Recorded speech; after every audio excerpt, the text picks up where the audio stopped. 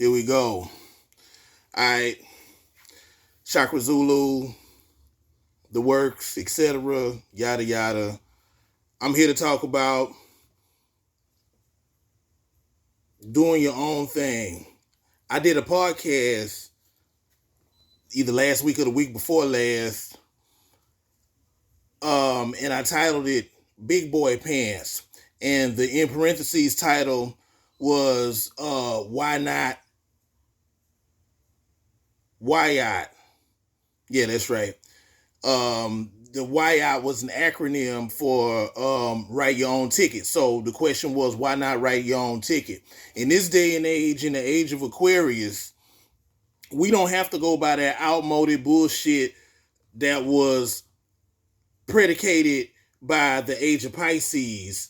You know, in other words, all of what worked for our parents' generation and the generation before them. Because my generation, Generation X, hip hop generation, Pepsi Gen, whatever, that shit don't work on us. We were at the cusp of bringing in the new millennium. So now you got millennials that are all the way successful in what they're doing because they're not subscribing to, they're not chained to or bound to all of the outmoded shit that we have been trained by in order to be successful or maintain a standard of living. You know, if you know, when you have generations that resent the forthcoming generation, that's probably the only thing that I envy them for, is that, you know, they weren't subject to it like we were. So it's easier for them to do their thing in this new age and whatever and get by, as opposed to those of us in my generation who have had to struggle with either dealing with how things were done versus ushering in something new. You know, you know, had the issues that I had, being torn between the two and whatever.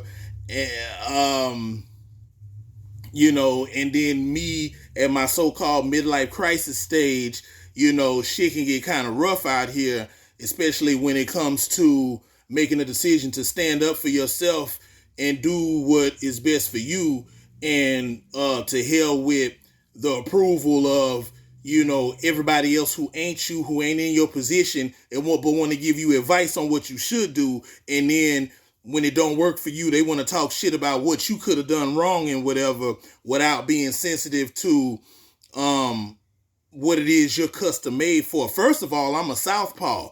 You know, the world is only 15% of us. You think these right-handers give a fuck about, you know, how to operate left-handed style? Nah, we've all had to conform with, you know, with everything that's been set forth by a right-handed state of mind. You know what I'm saying? This is lefty artwork. Yeah, you got some talented right-handers and whatever, but, you know, that's not my point. And even being left-handed ain't the point. My point is, in terms of being an artist, or in terms of just going into business for yourself, because that's what artists do. That's the example I'm setting, me being one myself, is, yeah, you know, the time is now. You know, I've read in several articles that there's never been a better time to be an artist. So this is me making my open place, you know what I'm saying? Mind moving too fast. Yeah, that's another thing with lefties. An open-faced declaration of war to all this right-handed bullshit that has not worked for me. And one of the biggest, I don't know, what do you want to call it? The one kick in the ass, the one good swift kick in the pants that I got was watching Dave Chappelle, in, you know, his comedy specials. The one, namely, the Bird Revelation. You know, and funny enough, the Bird Revelation was more of a testimonial for him as opposed to just straight up stand up and whatever. And I guess because he did that one because, you know, the closer's already out and going and whatever. But I just watched it. You know, Call Me Behind the Times. It was a reason why I wasn't watching it when it was out or whatever, because when things hit you at a certain time, all of that's for a reason. I'm gonna make this quick. Long story short, when Dave was doing his thing, mind you, he had been doing his thing since he was a teenager. But when he got in his tweens and he was trying to make himself established, there was some dark days, in between, his time on Def Comedy Jam and The Nutty Professor and Half Baked and all of that. And it turns out he talks about how he was hustling, doing private shows for, what we would call your unlicensed pharmacists, who were trying to clean up their money and have something to report on their so-called tax return, on their tax forms. And he said that the last show that he did for him, I guess before he was able to, launch himself, they paid him 25 racks. It's great cash. And he talked about how, he was riding on the subway and he was scared to death, but he was trying to illustrate another point, But the point I got from it was, and like I said, I spoke on this also in another podcast about how, I wouldn't have had the emotional maturity to be able to handle something like that, even back then. But he took that and made a career from it. Everything above board comes from something underbelly. And what I mean by that is, everything legit is funded by something not so legitimate. And that's not saying that I'm finna go out there and do dirt, because even if I did, why would I come and announce it on YouTube, right? But what I'm saying is that gives me the balls to hold up this very portrait that I've done, that I just completed yesterday, and put the fine tunings on, the final touchings on today, because this shit here is for sale. Make me an offer, or I'll put a price up and, we can wheel and deal on it. It don't matter. But just for the record, also because I'm recording this, face to face, is actually backwards, It probably doesn't look like that because I got a big H on my head, and you write the H backwards, it's still an H if it's capital.